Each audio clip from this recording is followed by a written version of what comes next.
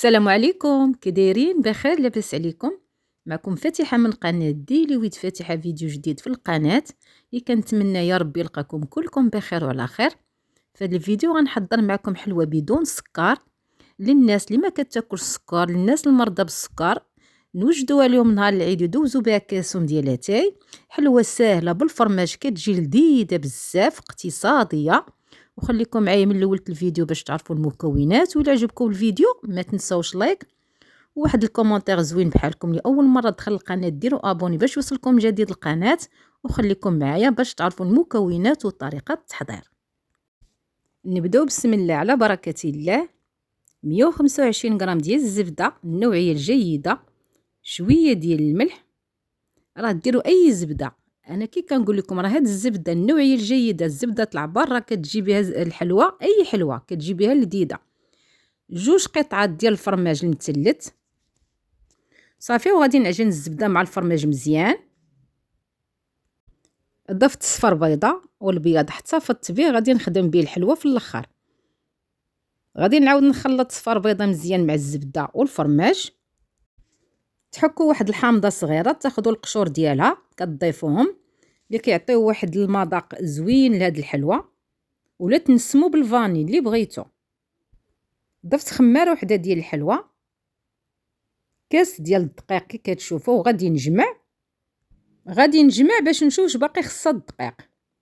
وهنا لقيت ان العجينه باقا مطلوقه، وضفت نص كاس، يعني بالمجموع الدقيق كاس ونص بالقوام اللي عطيتكم. كتجمعوا العجينه بكاس ونص ديال الدقيق كي شفتوا في الفيديو، والعجينه ما كتكونش مطلوقه، يعني ملي غتجمعوا راه غتحسوا بها في يديكم، ما غتكونش كتلصق. صافي لهنا راني جمعت العجينه، ما بقاتش كتلصق ليا في يديا.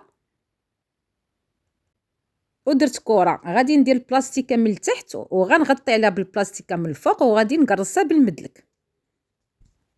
القوام اللي عطيتكم قليل، بغيتو الحلوه تجيكم كثيره دوبلوا المقادير.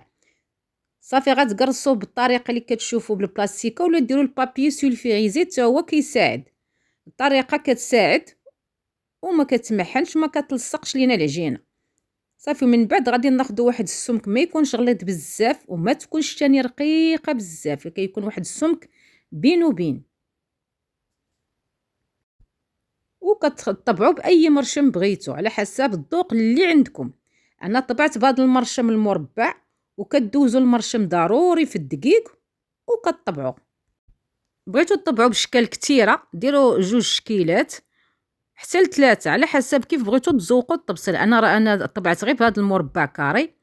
وفي الهزان راه ما تخلعكمش، تهزوها بالموس، كتهزوا الميكا وتخشيو الموس من التحت وكتهزوها، راه ساهله. صافي تحطوها في الطاوله اللي غادي تدخل الفرن. والعجينه اللي شاطت في العاود تاني ما تقرصوها بالمدلك وتعاودوا تاني تطبعوها بالطابع. كتاخذوها تشكلوا منها غريبات صغار، كتفندوهم في البياض البيض والزنجلان، ولا بياض البيض واللوز ايفيلي، ولا الكاوكاو ايفيلي اللي عندكم على حسب الذوق. الخدمه ساهله صافي، وغتساليو دغيا وتحطوها في الطاوله اللي غادي تدخل الفرن. وبالنسبه للشكل اللي طبعته بالطابع، دهنته ببياض البيض، ومن بعد ملي كدهنوا بالبياض البيض كتزوقوا بالزريعه، تزوقوا باللوز ايفيلي، بالبواغون، بالسانوج على حسب اللي عندكم.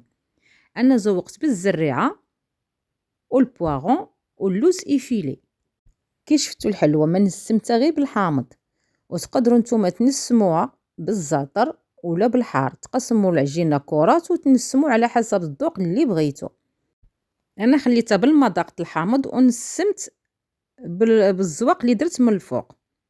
وبالنسبه للشكل الغريبه اللي فنت في بياض البيض والزنجلان البيض، زوقتها باللوزه اللي كتعطيه واحد المنظر زوين منين كطيب.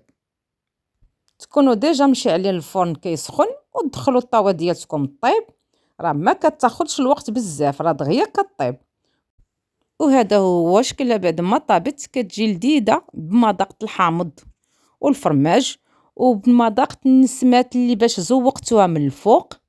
شكيلات زوينين خرجتهم من عجينه وحده.